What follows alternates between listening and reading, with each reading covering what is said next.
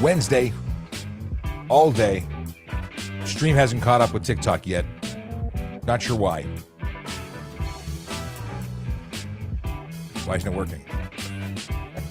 I love tech support when it's live. There we go. The stream is caught up. Magical things do happen. Greetings and salutations to Kayla, who is first into the room on YouTube. No other. My name is Sean Shapiro. This is Ask a Traffic Cop, that show on the internet that answers your traffic and police questions. We do it every day, except when I'm not here, and I'm not going to be here for the rest of the week. So this is the last show until Monday. But that means we can just do so much more today. And we have exciting things happening because later today, after the show, I have a guest in the studio from Ford Motor Co. I have a Ford member, a instructor. What do they instruct? Well, I'm glad you asked. They instruct on the Ford Driving Skills for Life program. Oddly enough, I have an icon for that. Ba-boom. Ford Driving Skills for Life. It's free. And they're going to come talk about this free course that happens to be going on, that is scheduled to occur on the 19th and 20th of August. That is in the next couple of weeks, and you want to be part of it. I know you do, because you care about driving, becoming a better a driver, not a better driving person, but a better driver. You have an opportunity to drive Mustangs. You have an opportunity to drive on a closed circuit, learning different kind of skills. What kind of skills, you ask? Well, let's tell you, because I have a webpage right here that talks about it, and you can go read up on it too by going to trafficcop.ca. But what is the story? You get to learn about hazard recognition. This is the point of no return, how to scan for trouble, minimizing distractions, safety zones, minimum vision lead time, approaching and turning left at an intersection, vehicle handling, which includes contact road patches, how acceleration, deceleration, braking and turns affect vehicle balance, adjusting to a vehicle's size and weight. There's a lot of stuff here. You can go read it yourself. Trafficcop.ca, hit the link, and go through and register, because if I haven't mentioned it already, it's free. Where can you get 4 hours of driving instruction, hands-on, behind the wheel, as well as some theory by police officers and instructors, in addition to all the hands-on, for free? You can't get it anywhere else. So do me a favor, take the time to go to trafficcop.ca, click the link, or just go to drivingskillsforlife.ca, because it'll take you to the same place, and sign up.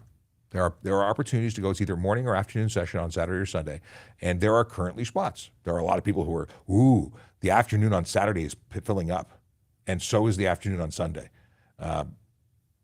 Yeah, so I'd hurry up. There's still lots of space, but that will not last long, and we're going to talk about this in a whole bunch of places. In fact, I have some ideas. I'm going to put up a video right after this live stream. Anyway, we'll move on. Yeah, we'll move on. Okay, if you're watching and you don't know how to ask us questions, that's okay. We'll explain it to you. We are currently broadcasting on TikTok, YouTube, LinkedIn. We're on Twitch. We're on Facebook, Instagram, Kick, and X, formerly known as Twitter. And you can ask us questions everywhere except on Twitter, because they broke it. Maybe Elon will fix this, because it was broken under the former regime. And we very much want to answer your questions, but can't. So go to trafficcop.ca, hit the link for today's show. It's right there on YouTube. It'll get you into the same look and feel, just happens to be able to, have your questions answered. Okay, another thing to announce. It's something that I've mentioned before, but I put it on the screen now because this entire episode is available as a podcast to listen to in replay. If you've got to go, you got to drive somewhere, we don't want you listening to this, burning your data and putting a screen on in your vehicle. That would be wrong. Now, if you're on TikTok, you can actually close the screen, I think, and then you can just listen without seeing the screen. So you can do it on TikTok live stream, but you're burning your data. You can listen to the whole thing after the show, and I'm pretty good about within an hour posting it.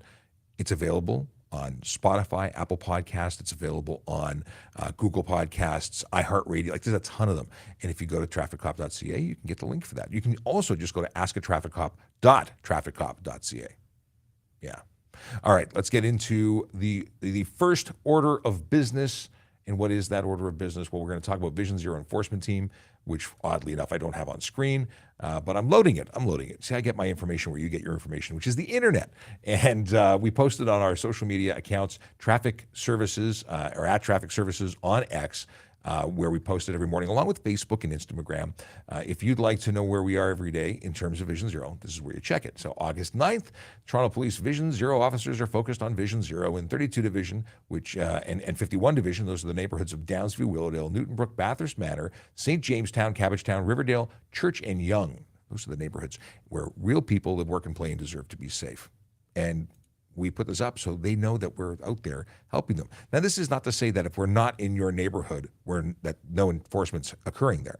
It means that we're there to augment the already good work being done by officers in those divisions. What kind of work are we doing? Well, we're focusing on the big four. Those are the offenses of speeding, aggressive driving, distracted driving, and impaired driving. And we know that those are the ones to target because those are the ones that lead to serious injury and death more often than others. So when people ask me questions like, well, what are you doing about bicycles on the sidewalk? Well, we're doing what we can about bicycles on the sidewalk, but our focus is there on the big four. Cool. If you don't want to meet one of these officers, I suggest not breaking the law because that is what they do. They focus on the people who are violators.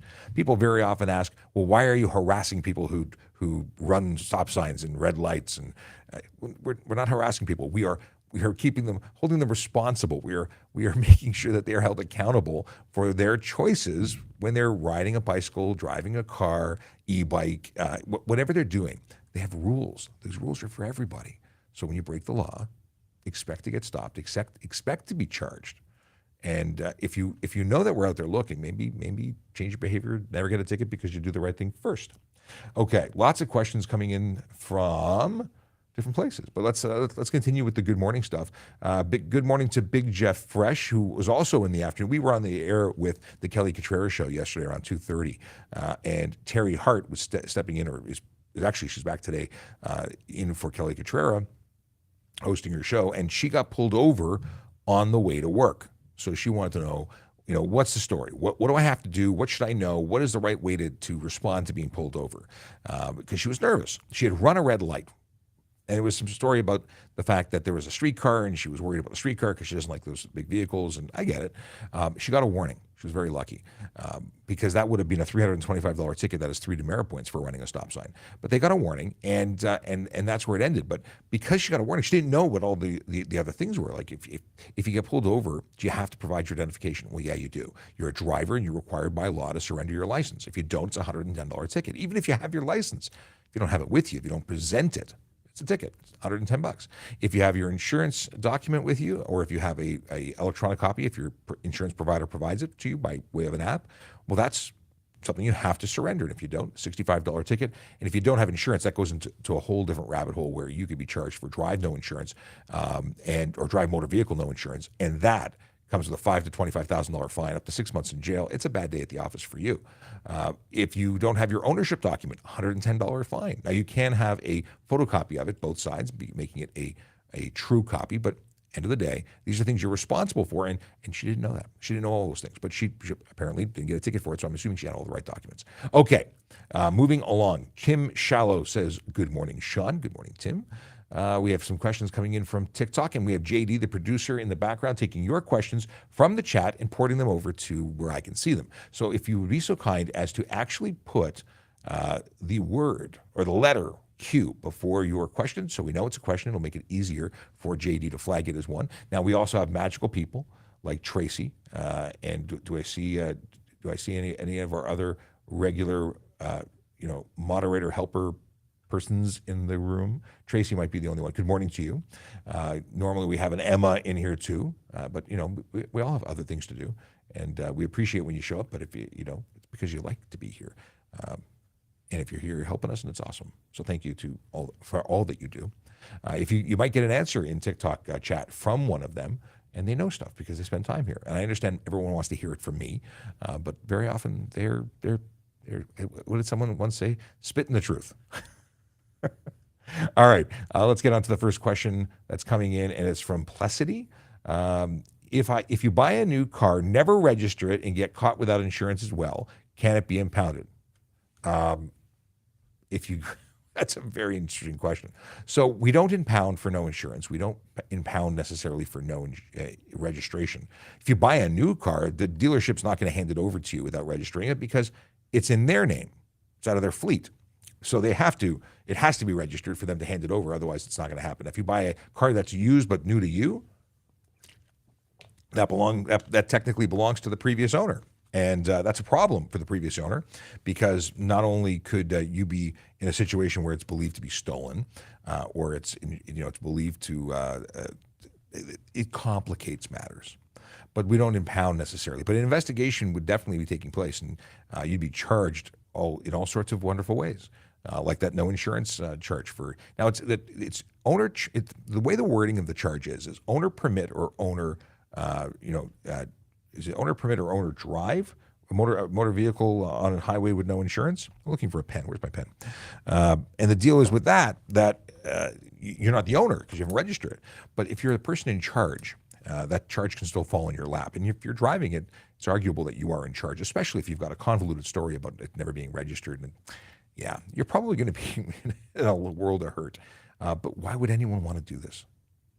Yeah. But again, it's not impounded necessarily. If it's believed to be stolen, it might be seized. Yeah, I'm working it through here. Gears are moving slowly. Stephen Bell, good morning to you.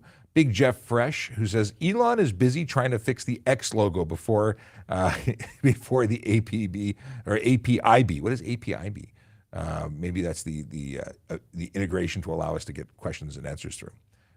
What is APIB? I automatically go to APB for all points. Is it all points bulletin? APB? It's an American term, not here. Okay. Question: can I ride my 1,500 watt e-bike on the road? As soon as you get a license, ownership, and insurance, because that's a motorcycle. That is not covered as an e-bike. That is a motorcycle. The requirements in Ontario are for you to have or for it to qualify as an e-bike is to have a motor no more powerful than 500 watts.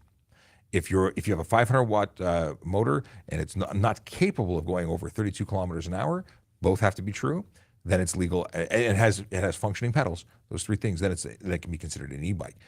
There is a cargo e-bike pilot project, and if it is truly a cargo e-bike and qualifies as that, it would be permitted to have a 1,000 watt motor, but still 1,500 watt motor is illegal every which way you put it.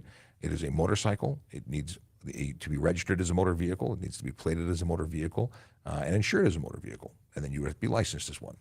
Now, what else can I tell you about that? If it's restricted to only 32 kilometers an hour but has a 1,500 watt motor, people seem to think this is okay. They get all these e-bikes from around the world and they have a limiter on them, a little wire that doesn't allow them to go more than 32 kilometers an hour. That does not make it legal.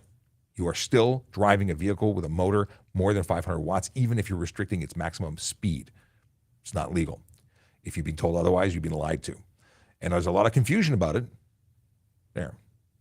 But I'm giving you the straight goods. Get caught, expect that you could get charged for it. Now, I've had people who have been pulled over and said, well, it's electric and it doesn't go more than 32 kilometers an hour, and that passed the test for the officer that spoke to them. That just means they got lucky, because anyone in the know and has been focusing and reading all the information that is available on this, and soon to be all the training that I'm providing on it, they will know that you are eligible for all the charges. Yes. Seb wants to know, if I build a low-power gas go-kart, what can I expect if I drive it around my block? Well, I grew up with someone who had like a 650cc go-kart that they used to tear up in my neighborhood with a gearbox in it, and it was totally illegal. It's a motor vehicle. It's not something that's legal for the road. You can get charged for the no license, no insurance, prohibited vehicle, everything. It's totally illegal. Driving on the track. Go-karts are for tracks, not for the road. Not to mention the fact that you could get killed, because a go-kart is underneath the line of sight. These things are basically, your butt is an inch off the ground. I mean, I love go-karting, but it's not something that the road should be ever on the road, because a car is going to drive over you and likely severely injure or kill you. So yeah, lots and lots of charges if you get caught. Elena Trobaka says, can cyclists get charged for breaking the rules? Absolutely. They're responsible for almost all of the same rules as motorists. So if you run a stop sign, get charged. If you run a red light, you can get charged. If you are driving carelessly, get charged. They can't be charged for cell phones. They can't be charged for speeding, which is disappointing, because I see a lot of both. More of an issue with the cell phones than with speeding, because most of them can't get up fast enough. But there are people who can, and then they shouldn't be going faster than the speed limit, but they're not eligible for speeding charges. Now, e-bikes, interesting story. E-bikes are max of 32 kilometers an hour. If they are qualified as e-bikes, they are deemed to be bicycles, not motor vehicles, at which point speed doesn't occur. But if they're doing 60, or if they're doing 33 kilometers an hour, they are no longer bicycles, which means they are eligible for tickets under the Highway Traffic Act for speeding. So if you're doing 50 and a 40 on an e-bike or 60 and a 40 on an e-bike, you can also get a speeding ticket, I should say. Yeah, that makes me happy. There's a lot of people abusing a lot of rules, and the one surrounding e-bikes, if you may have noticed by the joy in my voice, these people who are choosing to break those laws are basically taking motorcycles and driving them around unlicensed, uninsured, and they think it's okay because it's got, you know, they're lying. They're trying to get a motor vehicle on the road without paying for it and without making sure it's safe and not necessarily operating it in a safe way. So I have a real issue with that, and I'm glad that there's ways to both charge them for everything that they're doing wrong, as well as the violations that they are not qualified for. Yeah. Okay, Valerie Cervallo, sorry if I mispronounced your name. If I can't, no, hi, can I park in a no standing zone with an accessible permit? No. You can park in a no parking zone with an accessible permit, but not a no standing and not a no stopping zone. All those are still eligible for tickets. You don't want to do that. Accessible parking is so important, and that's why you have an exemption in Toronto for no parking zones. But you still have to follow all of the other rules. For instance, you cannot be, and thank you for yesterday's viewer correcting me. I said 9 meters. It's actually 9 feet, 3 meters. Yes. 3 meters? 1 meter? What am I doing here? 9 feet. 9 feet from a collision. 1 meter. Oh, my math is out the window. What is it? It's 3. It's 9 feet, which is 3 meters. Right? Is that right? I think that's right. 3 meters, 3 feet per meter. Yeah. Anyway, I should just say I was corrected yesterday, and it is 9 feet, not 9 meters. Moving on. If I worried about looking bad, I would be in such trouble, but I don't, because it is what it is. Moving on. We have, Akela says, greetings and salutations from Priceville, which is where he was yesterday with the missus, who I hope is feeling better, by the way. Mrs. Draconis is still recovering from a collision, which is now going on about a month, isn't it? Crystal, thank you very much for letting people know on Instagram that if you want to ask me questions, put it in the Q&A section on Instagram, because it still has a functioning one. It'll flag and I'll be able to respond. Or if you want to see the wide version of this show, because this is the way it looks on this platform, because they're looking at me through a little window, which is what it used to look like on TikTok. But you can go over to trafficcop.ca, click on the link for YouTube, and you can get the wide-angle version where you see all the questions on the screen that everyone's asking. You know. Dodo has a question about taillights. We'll get to that in a second. Scrolling back because things have scrolled forward on me, and they keep scrolling forward on me. Okay. Here we are. We're back to where we're supposed to be. All right. Oh, Dodo was the right person in the right order. Oh, okay. This is a good question about immigration status. Okay. Could you... I'm flagging these so I don't lose them. So I can flag them and put them in a separate list. It's a really cool function of Restream that allows me to pin a message to a second list to make sure I get to them, which is what I'm going to do. My goal is to get through to everybody as best I can. I also want to take the opportunity to talk about employment at some point. We'll talk further about the driving skills for life. Will we? I guess we covered driving skills for life in the beginning, so we won't do it because I am coming back later to talk to Dave, who's from Ford Canada, and is going to talk about driving skills for life in an episode of TPS Traffic Jam, which will either be live recorded or posted right after it's recorded. One of the two. Okay. Boom, boom, boom. AJ the Awesome. Okay. Okay, here we go. I'm going to go into the 11 messages that I have flagged, and we'll start with Dodo's question about taillights, and is it legal to tint taillights? The way it's worded, like headlights, it's absolutely prohibited to tint a headlight or put a cover on of any kind. That is, without question, illegal. Now, when it comes to taillights, it doesn't say it that way. What it says is that it has to be discernible at 150 meters, which means it has to be clearly visible on, off. It has to be clearly discernible between high and low for brake being activated and not. So you may say, well, I can see it go between dark and light, so it's good. Well, at 150 meters based on the police officer's observations and interpretations of what is discernible. I have been behind so many tinted taillights that you can barely see. They're just not bright. Now, Steve, a friend to the show, I don't know if he's not always a friend, but sometimes he can be snarky. But I love Steve, and he's a car guy in the States, and he comments in a lot of my videos, and he says, "Well, just put a higher wattage bulb in there, and then you would have the same effective light being produced as before you tinted it." And I get what he's saying. I think he's onto something, but it all depends on the officer's opinion and the officer writing the ticket, and then the judge or JP in court would be able to hear what you said, did, and so on. It's probably, how about this? It's not worth, the juice is not worth the squeeze. It's just not worth it. I wouldn't do it. I get that it can look cool. I appreciate what a blacked out car looks like. It's cool, but for safety reasons, don't do it. Also, we have this little thing called a clue. It is a clue. When we go to investigate a collision, you've been rear-ended and you have tinted taillights, we're going to make note of that. Insurance company is going to take note of that. You've modified your vehicle, and whether the bulb is the right brightness or you get it pulled over or not, you're probably going to be wearing more of the egg at the end of that collision. And Dodo has a follow-up question. Funny how they come in twos or threes. Is it legal to drive a friend car which is insured but my name is not under it? If you are a licensed driver and you have a class of license that allows you to drive the class of vehicle that you want to borrow, and they give you permission to borrow it and it is insured, then you can in fact drive it. Yes. Unless there is something on the policy which they would be responsible for knowing to say that someone under a certain age can't drive it, or specifically someone named Dodo can't drive it. They would be responsible for that, and that's up to them. From a legal perspective, a licensed driver can drive a licensed and insured vehicle that they have permission to operate, period. We don't get into, is your name on the policy? That is going to come later at the time of a collision where they're trying to figure out whether they want to pay the claim. That's really what it is. Blaz has a question. And the question is, can police see immigration status as part of a pullover? It's possible that there could be flags if they were actually, if there was an immigration warrant, we would likely see that. If you were an overstay, you were in the country too long, now illegally, it's possible that we would see it, but I don't think that immigration status just shows up. I'm pretty confident it does not.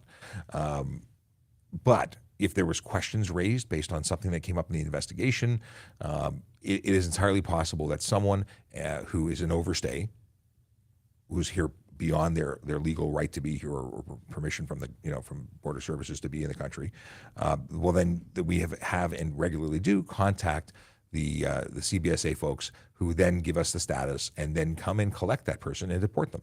I've had that quite a number of times where I pulled someone over. I had someone who they were in with New York plates from 2012 and 2014 or 15, and that person was deported. They were taken into custody and deported. So yes, very often we find people who aren't supposed to be here, but it doesn't just show up and say, "Hey, this person applied for a PR status." It doesn't do that. Radic has a question. Radic is making moves coming over from Instagram. By the way, there are two questions, one from Daniel, one from Cherub. And I will get to those in just 1 second. But good morning. Are electric Bixie bike riders required to wear a helmet, or ride share bikes exempt? I'm so thankful that you asked this question, because I talk about it, and it's a funny situation. They are absolutely required to wear a helmet. It's an e-bike, and as such are required to wear a helmet. I don't get why we have e-bikes that don't either have an included helmet, because how many people walk around with helmets in their pockets? But they're an e-bike. I'm not aware of any exemption just because you're paying the city, and that would be a crappy exemption if that was the case. Yeah, there's no exemption. They are eligible for tickets for not wearing helmets, and I brought it to the attention of the city before, so I don't know if I ever got a response. We have a question from Michaela. Could you do your M test using an e-bike, kind of a low-powered trainer, then get a real motorbike after? I don't believe so. You're going to need to have a proper motorcycle or low-powered motorcycle for the purposes of being involved in that test. Now, I'm speculating, but I would not think it wise for someone to take an e-bike and then do a course for a motorcycle while still trying to claim the e-bike was legal. No, it is not illegal. And no. I cannot imagine that they would allow that. But it's a very good question. I like it. Stephen Bell says, to me, I think the best place to drink is at your own place. I don't drink. I very rarely partake in anything like that. So, for a glass of wine or a beer or something like that, absolutely. If you don't have to have a plan to get home because you're consuming alcohol or drugs for that matter, the legal ones, then that's the greatest place to be because it's the safest place to be. And if you are going to consume drugs or alcohol, legal ones, outside of the home, then make sure you have a plan to get home, whether it be taxi, ride share, transit, so many great options. But don't get behind the wheel of a motor vehicle or conveyance of any kind for that matter, because you can't hit undo, and so often people get seriously injured or killed, or you end up just getting arrested, and then the rest of your life is very expensive and less easy, because the average defense for an impaired charge is $15,000 to $30,000, that range. At least it was last time I looked. Okay, Daniel has a question, and this is an Instagram question. What are the main differences between a G2 license and a full G license? The main differences? One, it doesn't expire. If you get your full G, it does not expire. If you're driving with a G2 at the end of your 5-year term, you have to renew or lose it. And when you renew, you don't just pay and renew. You have to take your G2 test again. So that is not good. Not good for you. It also is an increased insurance rate because you're considered a novice driver. You also have conditions of zero alcohol, which then go away once you're 22 or older as a G-class driver. But as a G2 driver, regardless of your age, you're always going to have a zero BAC, which is actually something I think all drivers should be required to maintain, zero blood alcohol content. What else? You also are eligible for increased consequences. It's actually worded differently, but I can't remember the wording.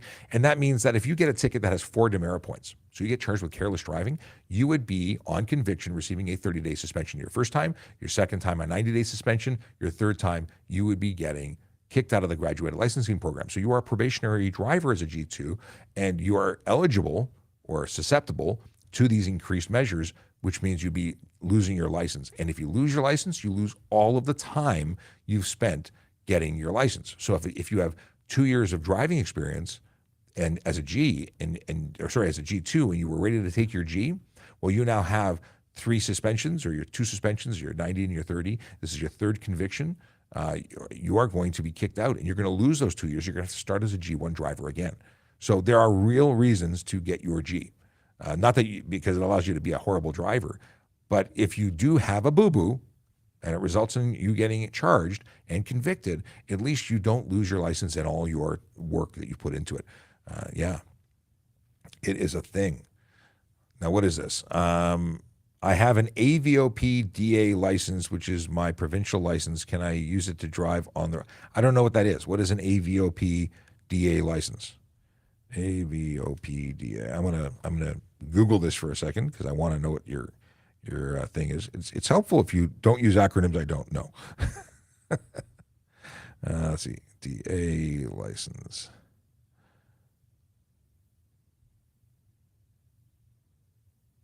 Searching.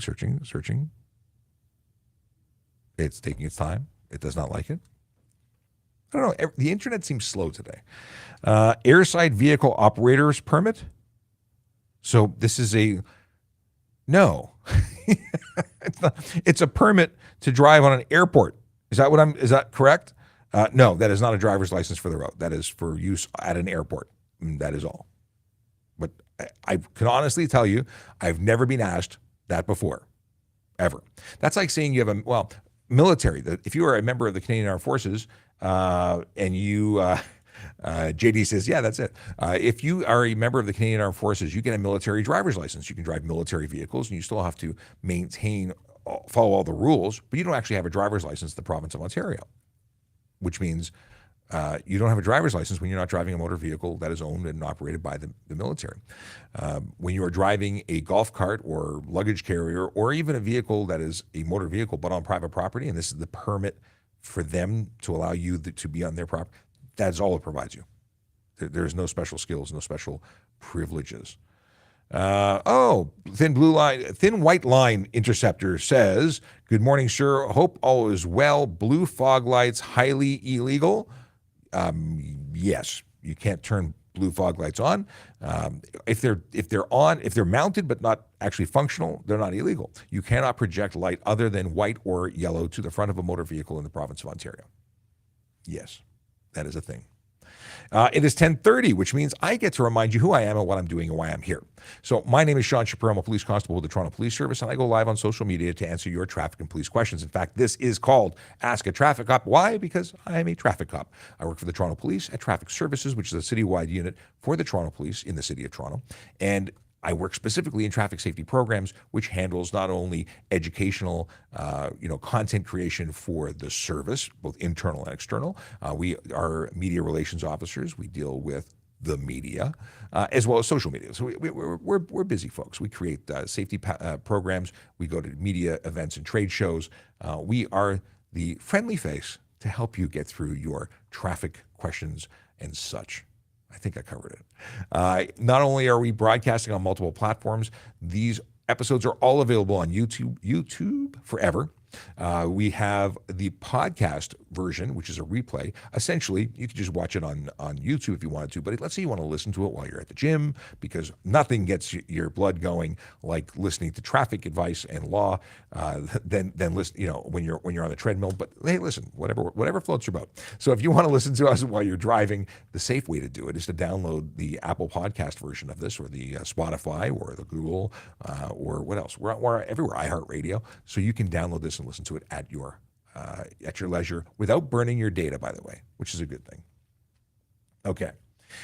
With that said, a reminder that on the 19th and 20th of August, Ford Driving Skills for Life is in Toronto, and the event is free, but you must register. So trafficcop.ca, there's a link there that says register for Ford Driving Skills for Life, or go to drivingskillsforlife.ca and register yourself. But what you don't want to do is wait.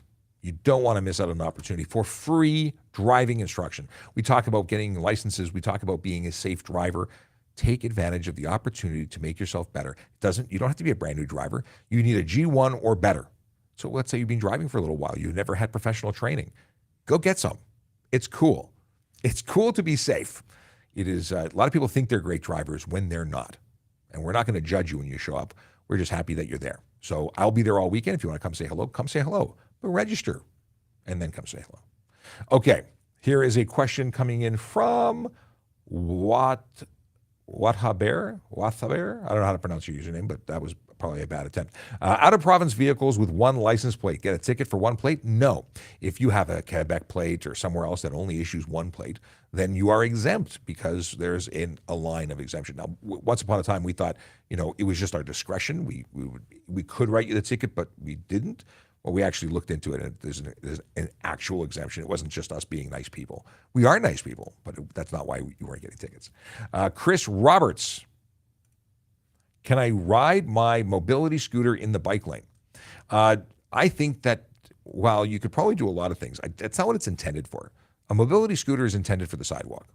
Now, there are talks about bringing and making legal other types of mobility devices, like 4-wheel or 3-wheel scooters that are capable of maintaining the speeds of e-bikes.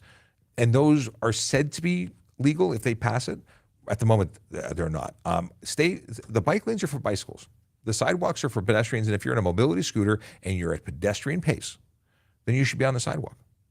If you're driving a vehicle that is, somewhere straddling the lines between e-bike and mobility scooter, it's probably not a mobility scooter. It's probably something that someone's told you is a mobility scooter and isn't, and is being sold as an e-bike.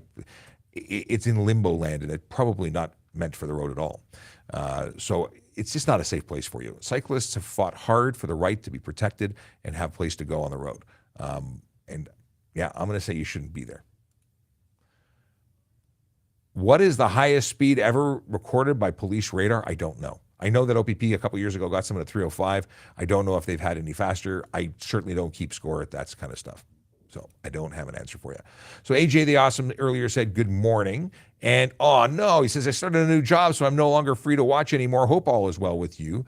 You were and still are an awesome channel. Well, thank you very much. So something that for AJ, we want to introduce come the fall, at least once a week, an afternoon or evening session. We want to do that. We want to experiment with it. We want to see how it goes. And I'm assuming there's a lot of people who are not available from 10 to 11. So, and want to ask questions, not just, watch the replay, which is always an option for everybody. And many people do that, because they have to work, and we get it. So we're gonna try to do some live sessions in the evening to accommodate people who can't be here during the day. So AJ the Awesome, that would be for you. But congratulations on the new job. Hope you're enjoying it. And someone who I relate to, Fat Bald 5, legal to change lanes within an intersection. So many people think it's illegal, and maybe it's illegal in other jurisdictions, and I certainly grew up thinking it was illegal because it is not safe. It is not suggested, but it is not illegal. Why is it not safe? Why is it something we would suggest you don't do? I'm glad you asked. It's because everyone has a part to play. Consider the roles in a play. We're all in a. Why is this person doesn't get it? Who is this person? It's my father. I cannot talk right now. See, when I press ignore, he just hangs up and calls back. Does anyone else have a father who does the same thing? You press ignore, you don't answer, they just call back. Yeah. You'd think after 3 years of being on the air at the same time. Anyway. But no. I love my dad, I do. Okay. Let me flag a bunch of these. So, yeah, everyone has a part to play in a play. And if you go off script, well, it confuses everybody else, right? So if I'm supposed to say some gibberish, I was thinking from a Shakespearean play, and I start using slang, they will look at me like I have two heads. Well, if someone is waiting to make a right turn and someone is in lane 2, which is closer to the center, and makes a change of lane into the space you were about to go, but you weren't anticipating it and you started your turn, yeah, it's not illegal, but you're now somewhere you weren't supposed to be, and now you went kaboom, and bad things happen like collisions. So, yeah. Okay, moving on to some other questions. Now, I don't have any flagged, so I'm going to flag them now. Chase, what's going on? Adam, I got some questions from Adam. Alejo, okay, we got questions there. Just flagging them so I can find them once I start. Otherwise, they will go and disappear into the abyss above. Here's a question I can get while we are flagging other things. Does the city pay for the extra police around the Rogers Center, or does the venue? The venue does. That is a situation where it is the paid duty office. It is a situation where the customer, which is the Sky Dome or the, what is it, Rogers Center now. I'm stuck on originals. I called, as I squirrel here, I called the Centerpoint Mall, I called it Town and Country because that's how I grew up, old school. So yeah, the Rogers Center would make arrangements to have officers attend to control traffic around the event, and they would pay the bill. They would be responsible for that. Just like a construction company who needs to control access or traffic to allow dump trucks to come in, very often will hire police officers to do that because security guards or flag persons aren't effective or don't get the response, and they want to have that increased presence. Sometimes it's jewelry stores who want to have a police officer there because even a security guard, armed or not, isn't providing their level of protection that they want, and they're willing to pay for it. So they do, and it does not come out of the city budget. Not only do they pay for the officer's time, but they also pay a service fee. It is an interesting question. Some people are offended by this, but these are police officers working overtime, essentially. They're working on days off that weren't scheduled. They're coming in on their own time, and they are paid for that. Okay. We covered this question. Okay, this is an update on Mrs. Draconis. It's coming up to a month. She still can't drive, off work for medical. Doctors said the time away from the city is good for her, and we had it scheduled for a long time. Only horse riding or kayaking. Wow. I can't imagine horseback riding would be fun if you're sore. I used to love riding horses when I was a kid. Yeah, haven't done that in a long time. Maybe that's something to do soon. One Shot Gaming has a question. Let's see the question. If I make it into the intersection right as the light turns red, would I get in trouble for it? So this is where I can talk to you about the fact that there is a law or there is a charge under the Highway Traffic Act, and that is for disobey or fail to stop for yellow amber light. Amber light, what's the wording now that I'm gone? See, if I don't say it in the exact right order, ever get a telephone number or something, you got half of it, but if you don't start it right, you lose it. Well, that's what just happened. It's a senior's moment for me. Amber light. Amber needs an M. Amber light. Okay. Disobey amber light, or is it? Amber light failed to stop. $180, 3 points. Every driver approaching a traffic control signal showing a circular amber indication and facing the indication shall stop his or her vehicle if he or she can do so safely. Otherwise, he or she may proceed with caution. That's a situation where you are so close to the line, so close to the intersection that you couldn't safely stop. Now, if you just got in as it turned red, that suggests you were far enough back that you could have stopped, and you were either traveling too quickly or you chose to accelerate to get in. So do you win a prize for it? No, you're eligible for that ticket. Now, obviously, if you're in before it turns red, then a red light camera will not trigger. But if an officer observes it, we will likely be having a conversation, and you will likely be charged, because that's what happens. Let's see here. 23 messages to pin. Cool. Devin wants to know, can a detective issue tickets if they're out investigating and see someone speeding? Yes.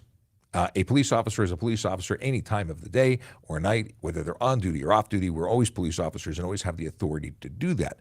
Would we do that? It depends.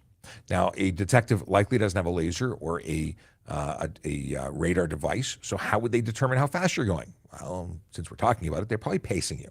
They're probably getting up behind you, and they are traveling at the same speed to determine what your speed is, and then they could either pull you over there or, as we saw in the news a while back, come up to your house later and charge you, assuming they can identify you. Heck, I had a video of somebody doing some really dangerous driving that would have qualified for criminal charges. Lucky for them, I couldn't identify them. I didn't get a look at the driver. Had I seen the driver, I would have gone to their house and served them, or had someone go on my behalf and serve them after the fact. So yes, a detective or police officer in any way, shape, or form can lay charges regardless of the vehicle they're in, the uniform or outfit they're wearing. Yes. Okay. Can you guys chase someone going over 200? Why would anyone want to even know the answer to that question? But we can do a lot of things. It depends on why. At the end of the day, safety is always the most important thing. So if we are going to put our lives and the lives of everybody else at risk to pull you over for doing what was originally something like running a stop sign, that seems really silly. We would likely have your information and then just attend your house later. So before we ever turn our lights on, we probably have more information about you than you'd ever want us to know. Okay. Do G licensed drivers under 25 have to have 0 blood alcohol? So if you're a G licensed driver and you are 22 or older, you're allowed to have more than 0, but that's it. You have to have less than 0.05 to legally operate a motor vehicle. However, you can still be impaired with 0.05 or 0.049. So yeah, you should not be drinking and driving. It's kind of something we've been talking about for a very long time, because impairment can happen with any amount of alcohol or drugs, right? And they compound and make things worse. So can you have more than 0 at 22 or older with a full G? Yes. But is it a good idea? It's never a good idea. Newcomer says, Christian Lopez, who says, newcomer here, may I ask what the procedure is in a regular traffic stop? What do you mean? Normally, like, what should you do? What should we do? What do we do? Generally speaking, if you're committing a traffic offense or if you're being pulled over to check if you're a licensed person, if you're an insured driver or vehicle, to see if you're sober, you pull over as soon as you see lights and sirens, and you stop at the nearest curb or edge of roadway, and then you roll down your window, because that's where we're coming. You have a conversation with the officer and you comply with their demands. It's called the demand. We request or demand that you surrender a license, ownership, and insurance, which you must surrender, or you can be charged for it. Here's the big thing: if you're polite, if you have an honest conversation, you're probably going to have a reasonable time. You might get charged, but that's what you're required to do. That's what you should be doing. People tend to get into these arguments. I don't want a ticket because I didn't do it. They start denying and arguing. That is not the place to do that. If you don't think that you're guilty, you can take it to court. That becomes a situation you can argue later. But I hope that answers your question, Christian. Welcome to Ontario. If you are truly new, like this is you just got here, but glad to have you here. If you have more questions, if you have friends that are newcomers, please direct them to the show. We would love to be able to provide more information to the people who want it, and that's good. Oh, you know what we haven't said in a long time? If you're watching and you're on, well, it doesn't matter what platform you're on, please like, retweet, share, subscribe, follow, whatever the button is that you haven't pressed, please press it. It really does help us get our message out. And like Christian, we want to help people who are new, who just want more information. And that's why we're here. We're here for you. Ellie says, would you be able to do a driver's test with a manual vehicle? I don't see why not. Transmission isn't a requirement. Well, transmission is a requirement, but whether it's manual or automatic isn't. So good question. I appreciate it. Yeah, you could totally do that manual. I don't know if you have to do a special request, like if you need a special instructor who's capable of observing you. I don't know. How old do you have to be to drive an electric motorcycle?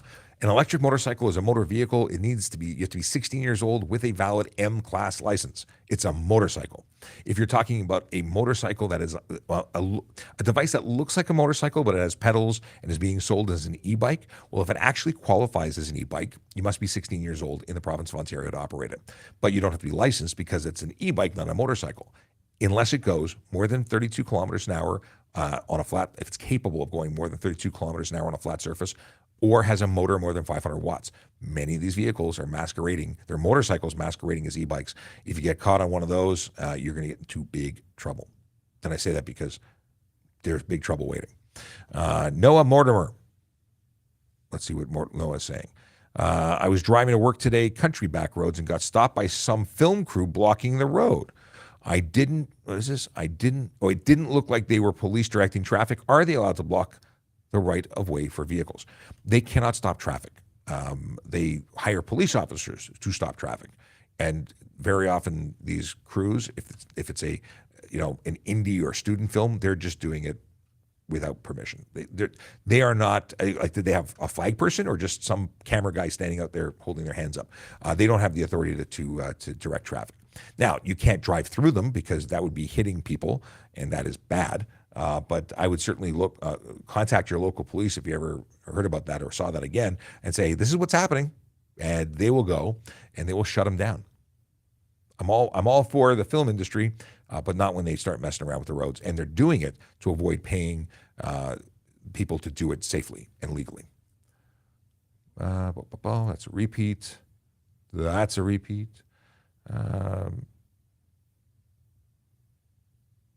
Okay. Host. No, that's not host. It's our producer. Corey Haim says, is 105 kilometer an hour speed limit for semi-truck? I had one do 130 pass me. Okay. Ontario registered vehicles are limited to the 105. If it's an out-of-province vehicle, it may not be limited, but obviously it's responsible. And also some of the ones that are registered locally, they modify their vehicle illegally to bypass that 105. I assume it's still, I'm not aware of any removal or change in the law that would allow them not to be limited. So that just means that we get to charge them with extra things when we pull them over. 130 in a semi, well, 130 in any vehicle. We don't have any highways with the speed limit of 130. So charge them up. And when they get charged for that, that impacts them doubly. Not only they are working and they're putting lives at risk with a giant vehicle that can take lives, and many lives at that, because when these things crash and roll over and do things, it's incredible how much damage. Go look at them. Go look at some of the crash. I subscribe to so many crash channels, dash cam channels. I love watching it. The response, the visceral reaction to, as you're watching these things unfold, it's terrible. It's terrifying. And if you don't watch these, you should, because people should understand just how dangerous motor vehicles are. Cars may be safe if you're inside the cage. They have all sorts of safety products and equipment to keep the people within the vehicle safe. It doesn't always work, because sometimes people do really, really amazingly stupid things, or get hit by people doing amazingly stupid things, and people die all the time, in fact. In too many. That's why we talk about Vision Zero. We try and reduce those serious injuries and death down to zero. It's a goal. It's not where we're at. We lose way too many people to motor vehicle collisions. So, you have to understand that motor vehicles are inherently dangerous. Driving at 100 kilometers an hour, even 60 kilometers an hour, at any speed, is more dangerous than walking down the street. Some will argue, I'm not listening to you. I'm telling you it's more dangerous, because it is. What we do when we're behind the wheel of a motor vehicle is incredibly important. texting and driving, playing with the stereo, adjusting your lumbar support. Anything that takes your mind off the road is dangerous. And then you couple that with doing other dangerous stuff like speeding, driving aggressively. It's a recipe for disaster. And there's no nice way to put it. It's just what it is. All right. Just to let you know, in 10 minutes, we will be at the end of the show. But I do want to, before I get on to some more questions, and I will go a little late to get through some of the backlog of questions we have, because I won't be here for the rest of the week, and I want to make sure that you don't get ripped off. You pay this monthly subscription for a reason. Okay, it's free. The show is free, so you're not paying anything. But at the same time, I really do want to make sure you get value, and I appreciate it if you've been waiting for an answer. And if you don't have time to wait, know that I'm going to try and get through all the answers. You can always watch this or get a replay to get the full deal. All right. Share this. Take that away. You can see me in the corner. Hey, there I am. All right, so this is the careers page. This is where you can find out information about becoming a member of the Toronto Police Service. We're not just hiring police officers, we're hiring a number of different roles, and this changes all the time. But police constable is one that we are always looking for. We need good people to want to wear a uniform and go out and support and serve the city of Toronto. And police services across the country and I would say the planet are looking for good people to do the same. Everyone is finding that they need people because there was that baby boomer thing, and then people are retiring, and there's lots of people leaving, and it's a job that requires dedication and training to get even to the point of being eligible. So if you have an interest in this, read on. If you're a police officer somewhere else, you want to move to Toronto because you don't pay enough in rent where you are, then you should definitely look at lateral hires because we're looking. Special constables, that's how I started with the service many years ago. And I was a court officer. Now court officers are not court officers, they're special constables, but they have different specialties. You could be a court officer working on prisoner transportation, but you could be a divisional booker or a divisional special constable out on the road assisting with scenes or taking statements or doing other kind of things, which is incredibly important work. Parking enforcement officer, that's a given. They enforce parking rules, and it's again incredibly important and not often appreciated the way it should be. If not for them, cars wouldn't be going anywhere. People would just leave their vehicles everywhere. Why? Because we know it happens. People do it all the time. That's why they get tagged and towed.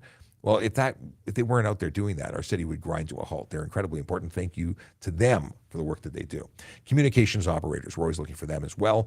These are the folks that answer the telephone as call takers and they flip to the other side to dispatch police officers. They're incredibly important. They are the ones who tell police where to go, sometimes loudly and angrily, but they make it all happen. These are support roles. Police officers do one thing and everybody else does everything else. We're a city unto ourselves with so many different jobs. Now, civilian roles, there's currently 5. Last week there were 12, so things pop up and expire and people apply for them and get the jobs and we don't need to fill it anymore. So records release clerk, agreement specialist in legal services, intermediate programmer analyst, senior advisor, strategic analyst, analysis and governance, and senior analyst Azure integration platforms. These are jobs that need to get filled. If you want to come work for an amazing employer, the Toronto Police Service, you should go online, you should check out what these qualifications are for these jobs and apply. Because if you don't apply, you'll never get the job. I got news for you. Just looking at records release clerk. Here's a job. The range in salary is $61,906 to $70,677. You're working Monday to Fridays, day shift, 35 hours a week. This is at headquarters. You have those 5 vacancies. The job application must be in by the 14th of August, and then it details what you're going to do.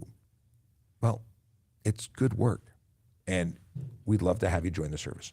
Now, more often than not, people think that we should be talking only about the police role, but I really promote the roles that are civilian because they're so important.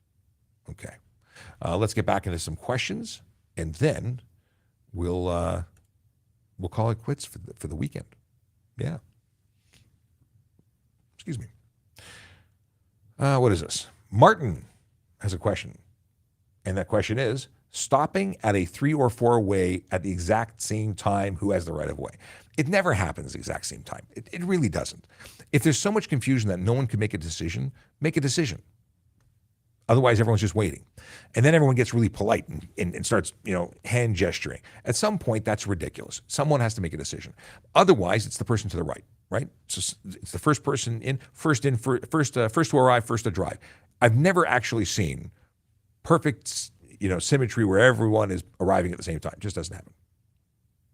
But everyone asks the same question. Ray, does TPS still own any pursuit cars? They used to have a marked Corvette, didn't they, way back? We never had a Corvette. We had two Camaros that had Corvette engines in them, and they were cool. And then they were destroyed because they crashed. We currently have some Dodge Chargers that are Hemis and awesome, but are they chase or pursuit cars?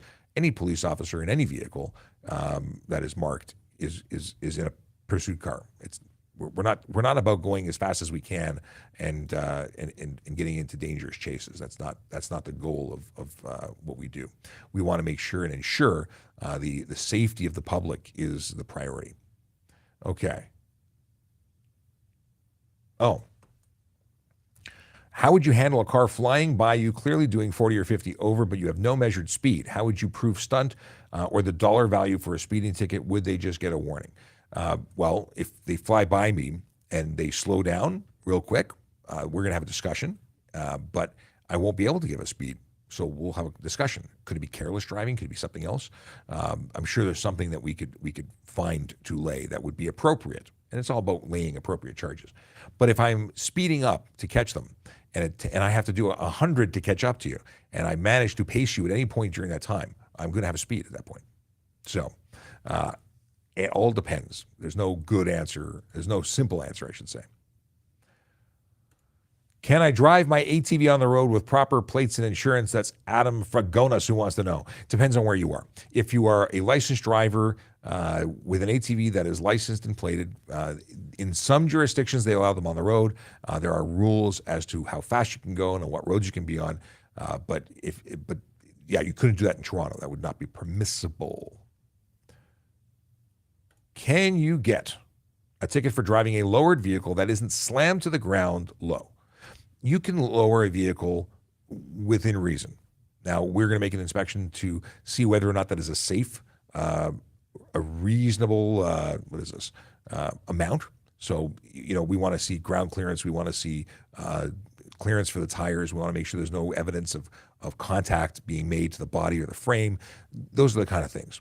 Now, there are also maximums and minimums from the center of your headlight to the ground. All of those things come into play as to whether or not you are safe for the road. So look into it. If you want to find out more, you can actually look at the light truck and passenger vehicle guide. It is the inspection guide by the MTO, and all of these things are in there. And if you meet and match and exceed all of those things, you're going to be okay. Could it be that you get a ticket anyway because someone doesn't know exactly what they're doing? Someone thinks it's illegal when it's not? You could. You'd have a defense for it, though, as long as you were within the safety, specs.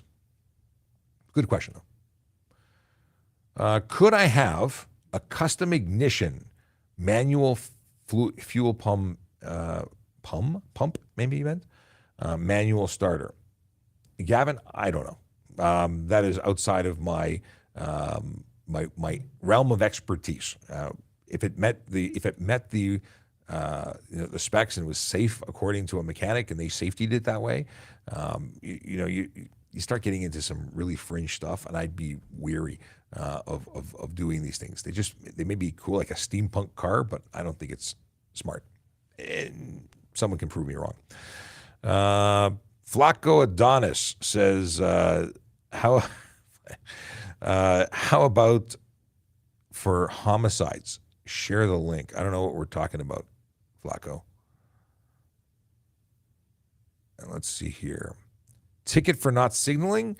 Yes, you are required to signal. This is coming in from Instagram, by the way. You are required under the HDA to signal your intention to change direction, change any move that could affect any other vehicle on the road. So if you don't, $110 for failing to signal.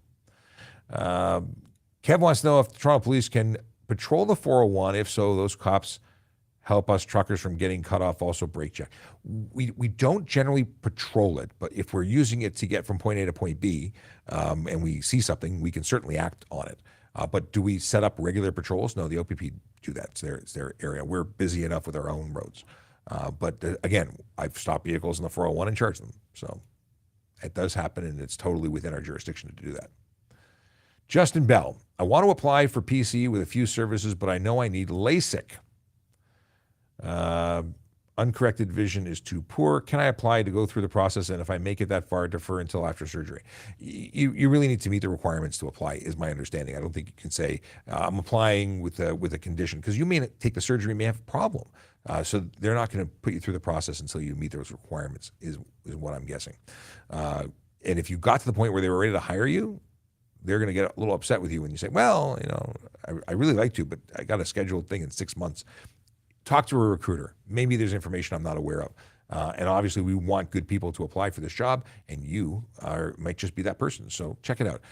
There are a number of places, because I've had LASIK. Now, I've gotten old enough that I need glasses again, but I did about 10 years or more, 13 years without any glasses, and it was awesome. I loved not having to need them. And I don't actually need them. My vision isn't bad for distance. It's actually more of for close up, which is a shift. It's something that happened after laser where it affected my reading distance and so on. So I've needed to get reading glasses a little earlier than I think I would have needed to otherwise. Anyway, get some opinions and find out if there's payment plans. Like I had like 2 years interest-free, I think, when I did mine. I took advantage of it. Why wouldn't I take a payment plan when it was interest-free? Just information for you that might help. DeStorm says, what if I carry a taser in my car? Well, if you're in the States and it's legal where you are, that's fine, because it's legal in some places. It is not legal here. It's a prohibited weapon, or at least it's highly restricted for police and military use, and not permitted for civilians. So if you were carrying that, expect to be charged for possessing a weapon that is not legal. I believe they're prohibited, because you can't buy them even with a light. Like, you can't buy them as a civilian. In fact, as police officers, we don't buy them. We're issued them. They belong to the service. So tasers are cool though. Have you ever seen someone being tased? When I went through the police college, I asked, could I be tased? I wanted to have the experience. When they used to do it all the time, they don't do it anymore. Shenveer Man says, if we are not allowed to have any plate covering of any sort, even clear ones, why do some dealers install them on the cars for us? Because they want to advertise in your vehicle, and they could care less whether or not you get a ticket. And for the last 100 years, we've never really focused on anyone, and we still don't. We don't focus on the dealership plates, even though they're technically not legal, as long as they don't obscure the plate. They are illegal, but we don't focus on them. The ones that we are most concerned of are the covers, the ones that actually bulge or bubble over the plate, whether it be tinted or not. Those are the ones that obscure the plate, that make them hard to read. Now, the ones from dealerships, it can, like if it covers Ontario, if it covers yours to Discover, it does create an issue. You might get a ticket for it. You're better off not doing the free advertising for your dealership that does nothing for you in return. They're not paying your tickets when you get one. So I would suggest you remove it. But the ones that you will definitely run into problems, especially with the introduction of automatic license plate readers being, deployed across the province. If you're covering it in any way, interfering with the ability for a camera to read your plate at all, expect to be charged.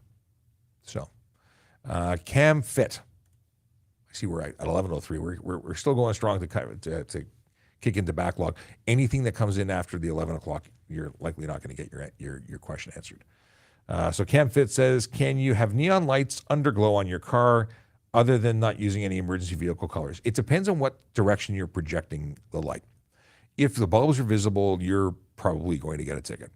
If you're only casting light on the ground, and none of that light is spilling in front of or behind the vehicle, because the law that you're violating is going to be a headlight or taillight law that determines whether or not because you're not allowed to project anything other than white or amber front. You can't project anything other than amber or red to the rear. If you're putting any other color in those directions, you're breaking the law. So, low brightness, only directed down, bulbs hidden from view, you're pretty much okay. But another situation is it's going to depend on the officer that observes you and what they write down in their evidence book, and then they write a ticket. It's their prerogative. They want to write it. Then you'd be dealing with it in court. You're better off not having it. That's the truth. Or only using it on private property when you're parked and stanced and showing it off. How do we report traffic officers, how do we report police officers who break traffic laws? It's a great question. First of all, Matthew, you need to know what laws they're breaking. Now, people who often say, well, police officers going over the speed limit without their lights on, we should report them. They're legally allowed to do that, though. We don't have to have our lights on. And in fact, it's safer for us to exceed the speed limit without our lights on because everyone out there does some pretty wild and dangerous stuff when they see police lights. They assume we're pulling them over. They stop right in the middle of the road. They become a hazard. And it's safer for us when trying to get to a priority call to actually turn off our lights. Just go quickly. Now, we're not talking about doing 150 in a 40 zone. That is just ridiculous. We don't do that kind of thing. But we will do above the speed limit. In fact, the sad part is most people are going above the speed limit. And now we're just going a little bit above them. In any case, that's one. Using our cell phones, our police radios, or our computers while we're driving, we're not breaking the law. We're actually permitted to do that under law. Going through a red light, coming to a stop, activating our lights and siren, blip, blip, go through, turn off our lights on the other side, legal. So what laws would you report? Now, if you really believe they're breaking law, you certainly can report it to a supervisor. They'll probably refer you to the OIPRD. You would give them all the information about the offense. They would make an investigation to determine whether or not charges would be applicable. And chances are, if you're calling about any of the things I've just discussed, there wouldn't be. What else would they? Even parking rules. We're allowed to park where we need to park because we're responding to priority calls. What else? What else could it be? Minor traffic signals, signs, U-turn, things like that. We're allowed to violate certain things, because it's emergent situations. So people get very upset. I understand. We're allowed to do things that not everybody's allowed to do, and it bothers people. But you can certainly make the reports. One-shot gaming. We talked about this question earlier. It's a good question about e-bikes. Adam Assad says, if e-bike is technically capable of going over 32, but I never drive it over the speed, is it legal? No. If it's capable of going beyond that speed on a flat surface, it's illegal. That means if it's being limited by a wire that doesn't allow it to go more than 32, but the motor is more than 500 watts and it's capable of going more than 32, it's capable of going more than 32, it's not legal. If you just never twist your throttle, you always stop at 32, but if you keep twisting it, it's going to go faster. Even with a 500-watt motor, that's illegal.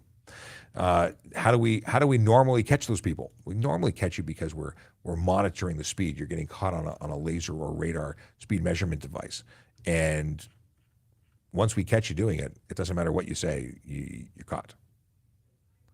Okay. Scrolling through, I'm just doing the backlog. There's just a few minutes of questions here. You were close enough, so let me go here. Scrolling. Just a few. Oh, we got Zombie with a dad joke. And she showed up at 10:53, but as she said, better late than never. Glad you showed up. Glad you did. Let me scroll here, see what's going on in the background. There we go. Okay. Right turns. Okay, we'll talk about that. JC has a question. Unmarked speed. OPP.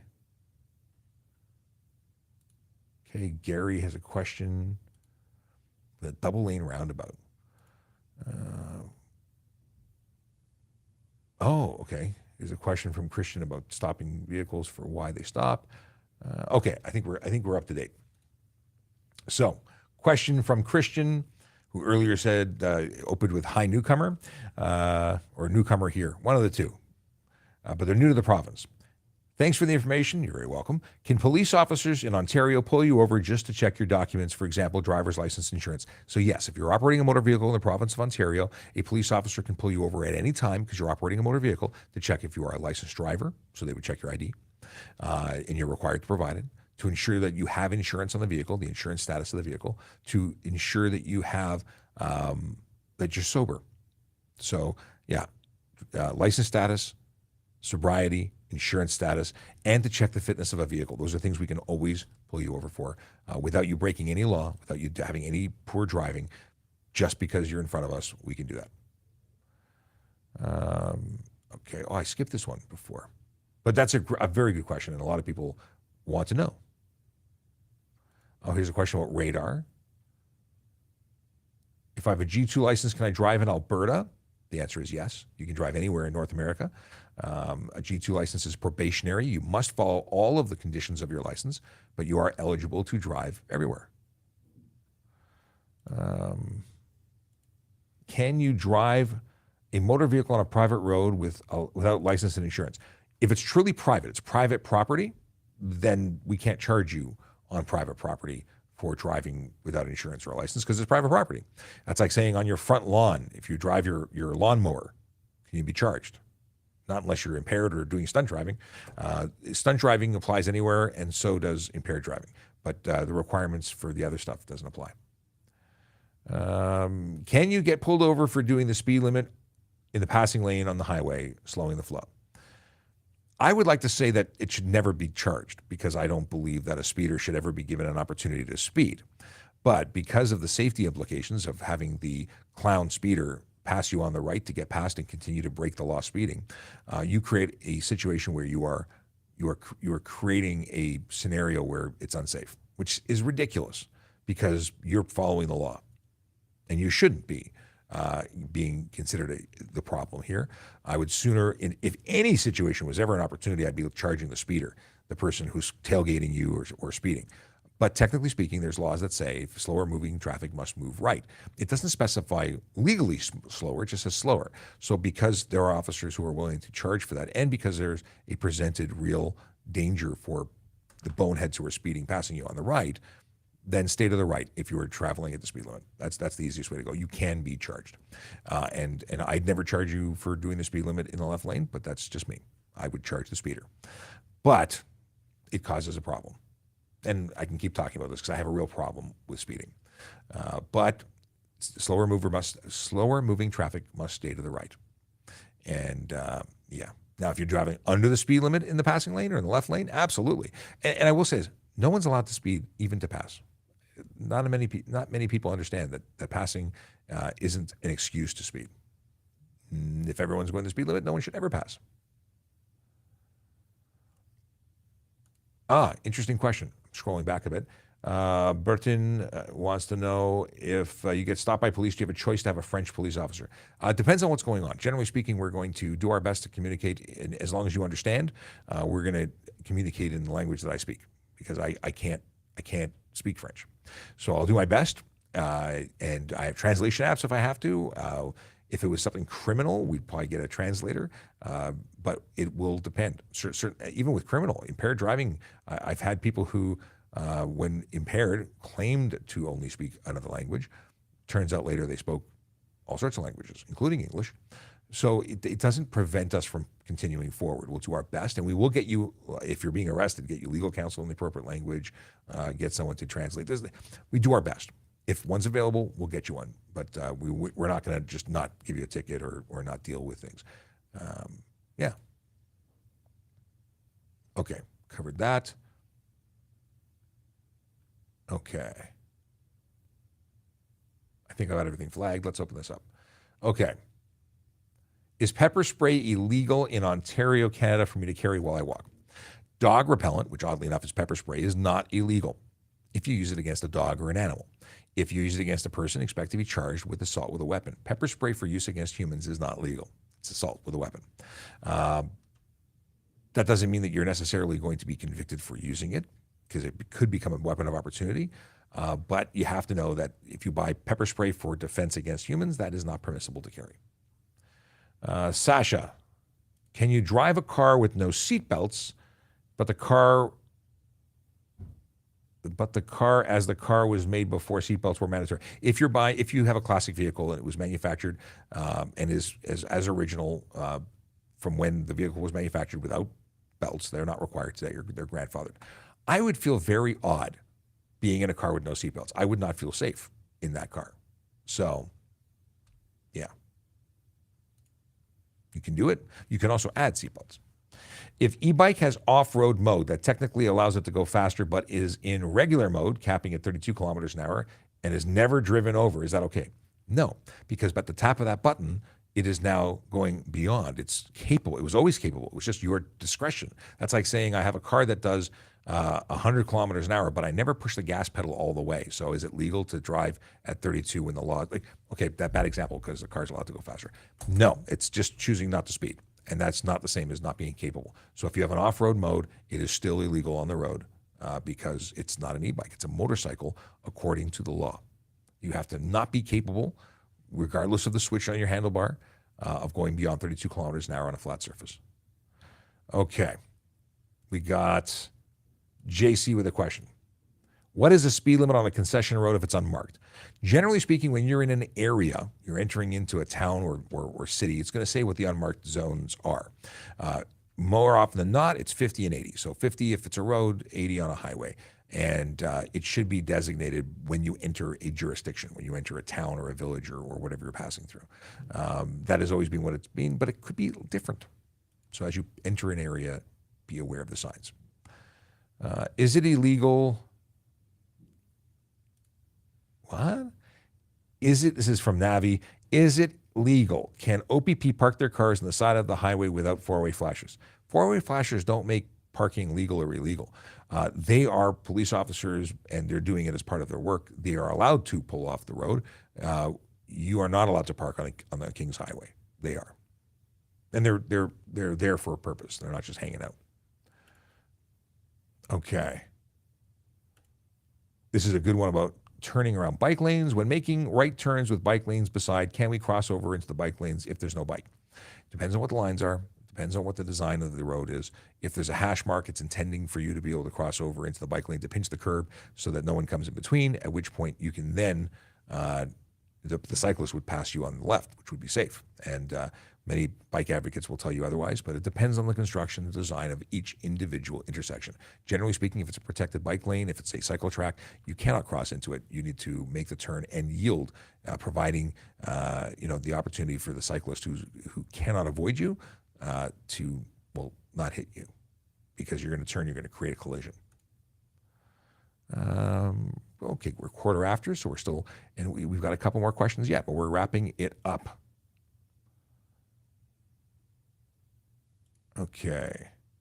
Gary wants to know, in a double lane roundabout, is it illegal to try and go beside a tractor trailer with its four ways on? What? I don't know how to answer your question, because where is the, I don't know how to answer it. Where is the truck? Where is it? It all depends. Obviously, if there's a disabled vehicle, can you go around it? Yeah, with extreme caution, but it really, I can't give you a clear answer because I don't know where the truck is, where in the roundabout, where, bad situation. I mean, it is what it is. Okay. Quick question. Can we make a U-turn when it says left turn signal sign? So U-turns can be made when safe to do so, as long as there's no sign prohibiting it. And it's not in one of the areas that is absolutely prohibited all the time, like edge of a curve or crest of grade that prohibits or doesn't allow you to see, a tunnel, viaduct, or bridge, a railway crossing, where these are places you can never do them. But if there's no left turn, it says left turn signal, but if there's no left turn, then you can't. Red lights are a no-no. You can't do it during a red light. And you are absolutely responsible for everything that happens when you're in a turning movement. And the number of collisions and fatalities related to U-turns are pretty high. So I would suggest not doing them. I don't think they're a good idea. Okay. Do speed radars work while the officer's car is moving in opposite direction? If it's radar, we have something called moving radar. Moving radar allows us to have an antenna at the front and back of the vehicle, and we can either measure speed approaching or moving away. So yes, the answer is we can measure your speed in the opposite direction as an oncoming vehicle. If you're going the same direction and you're pulling away or approaching us from back, we can do it all. Talked about this. Okay, we covered that. We're almost at that point where we're saying goodbye, but Kayla says, stay safe and remember, don't have a good weekend, have a great weekend. Well, thank you very much. If you are interested in joining our conversation, you can go to telegram.trafficcop.ca. That will bring you to a voiceover cop group that I created because we're experimenting with different platforms for communication. And there you can even hit the button and get into our group chat. So now Kayla, Chase, and Michael are in there because we just created it. We really haven't been pushing it, but if you want to come chat with us, you can because we're there. Dad joke from Zombie to the man who stole my mood ring. I'm not too sure how I feel about this. It's good. I like that. August 9th, today's calendar entry is, I bought a wig for $1 today. It was a small price to pay. I don't mind that one. That was actually kind of funny. Scrolling here. Second here. I'm scrolling down to see if there's anything really spectacular. Oh, apparently Kerry Schmidt is live with the OPP talking about live where? Where is he live? $8 million of illegal drugs and firearms just seized by the OPP, 387 charges laid, and Kerry is giving updates. That's pretty cool. Pretty cool. I'll have to look that up later. Okay. Okay. All right. Well, listen, it has been an absolute pleasure to spend some time with y'all. And I will be back on Monday to do it again. So it's going to be a bit of a long weekend. And with that, I'm sad to say goodbye, but I've got incredible stuff happening. I'm spending time with family. I got my brother in town. I'm going to see him. I am going to be traveling to see some family that is celebrating a birthday. We're going to celebrate a birthday. I'm really excited about this one. So all things that are good. I hope that you have a wonderful weekend, and I will continue to post some content today. I am, as I mentioned earlier, at 1 o'clock going to be recording another, is it 12 o'clock or 1 o'clock? Well, at one of those times, and my calendar tells me, I will have a guest in the studio, and it will be to create a podcast episode talking about the Ford driving skills for life. Yes. So I hope that you check it out. We're going to publish it later today. And yeah, it's going to be good. Also, if you haven't done it already, go to trafficcop.ca and hit that button. Hit that button and go to sign up for the episode, for the training. Pick one of the 4 sessions being offered for free by Ford Driving Skills for Life. It is that opportunity to drive a Mustang and learn some stuff you didn't know, make you a better driver, a safer driver for life. These things could change, improve, make you safer, save you. And we want you to be safe. So go take advantage of that. Trafficcop.ca. Go to the button that says sign up for, what does it actually say? Hang on. Now I don't remember what it says. Where's the button? I'm going to put it on screen because it's just easier. Okay. This is the trafficcop.ca. Okay, here we go. Sign up for Ford Driving Skills for Life now. See, it's a very direct button. That's what you press. You press it, and it takes you there. While I've got you here, I'll tell you about what this page is. It's my link tree, and I put all sorts of link tree stuff there. Lots of links. You want to follow us on different channels? You can do that here. You want to connect with me? You can do that here. You want to see some stuff and things that I've been involved with? You can go there. Useful links is the most important. It's at the bottom, so you have to look at all the other stuff before getting to it. But you can make reports. You can, if you're in a collision as a cyclist or pedestrian, you can start your report here, finish it when you get to the collision reporting center. And there's an extra collision reporting center right here in the building where I'm at 9 Hannah Avenue, where you can make reports only if you're a cyclist or a pedestrian. We don't take cars here. The handbook, you want to start studying for your driver's handbook, free right here. Or for your G1, I should say. Driver's license check. Want to loan a friend a car? Make sure their license is valid. This is what the rental companies use to check if a driver is licensed, because it's great that they have a license card. It could be suspended. Maybe they expired. Maybe they had some issues. Renew your plate. It's free in Ontario to renew your plate, but you got to do it. You can also, while on the site, renew health cards, driver's license stuff. You can do all sorts of things. You can also set up reminders. So they will email you, text you, call you if you're a low tech to say it's time to renew. So that's the thing. Cycling in the law. This is the City of Toronto website that tells you all about driving or riding a bicycle in the city. It also goes into where e-bikes and what kind of e-bikes are allowed in different places, because there's a lot of different rules that many people don't realize are there. We don't want you to. The goal of this place, this show, Ask a Traffic Cop, is to make sure you don't get tickets, that you have answers to the questions so you don't run into problems. Riding an e-bike or e-kick scooter, these are the Ontario provincial pages that explain the rules surrounding either. Want to buy a car? Want to make sure it's not stolen before you buy it? Yeah, this is a really good place to check the VIN. That is the vehicle identification number. You want to make sure it's not on the stolen list.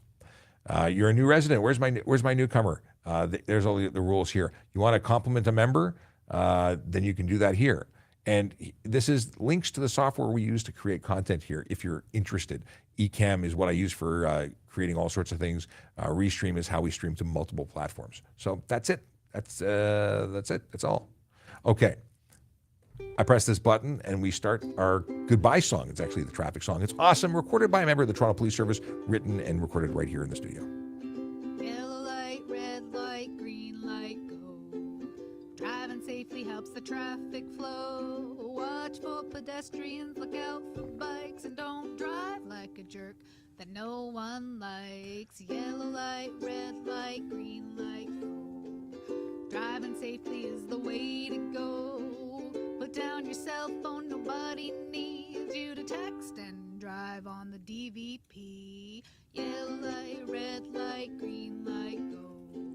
Stop at stop signs, look both ways, then go. Seatbelt, save your life indeed. And watch your driving, don't speed. Yellow light, red light, green light, go. Driving safely is the way to go. Don't drink and drive or smoke some weed, because you might go to jail and not get free. Yellow light, red light, green light, go. Driving safely helps the traffic flow. I'm just catching. I have not been paying attention to the chat group, but Emma is there, and I see that everyone along the lake is listening to this right now. So are you at the dock playing this through a loudspeaker? I'm glad that you are sharing all the information. It's good. Everyone on the lake needs to know this. And Neha, goodbye. Well, thanks for popping in. I've been following Neha's adventure as she posts information about her life and what she's doing with work and changes and leaving. That was a really hard, Neha, that video you put up about leaving your job, your old job, to go to because your new one, it was really good. And I'm glad you shared that, because it's good stuff. You don't leave a job and miss the job. You leave a job and miss the people. Yeah. Anyway, have a wonderful, wonderful day, a wonderful, safe, and happy weekend, and we'll see you soon.